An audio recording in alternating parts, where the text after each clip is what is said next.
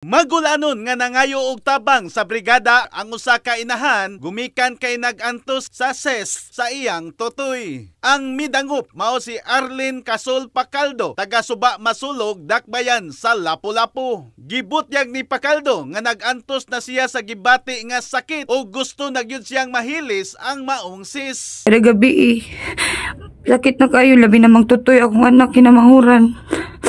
Mga anak ko nga, sakit na kayo ni Be. Unsaot manin ako, di tingin ko magdugay. Yung mga anak kong ba na nga, pagsulti yung anak kayo, matong mga anak gagmay pa kayo. Maglibo ko asa ko mga yung tabang. Nagiadto ko sa amuang mayor sa Lapu-Lapu, si Jun na daon dyan. Iya ramang kong pasagdan, wala man kong ang ako mga misis niya, iya ragi baliwala. Monto ni adto ko sa iyang anak kay barangay man sa amua. Si Kap Daday.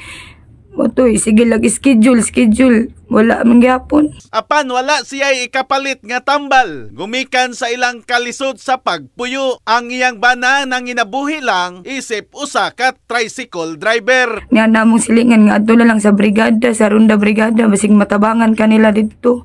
Oto niyari jud ko sir. Gilauman ni Pacaldo nga matabangan sa brigada. Hinungdan siya nga midangop. Gumikan kay siya wa matagad sa iyang gipang duulan. In the heart of changing lives, ako si Brigada Alan Tangkawan sa 90.7 Brigada News FM Cebu, the Music and News Authority.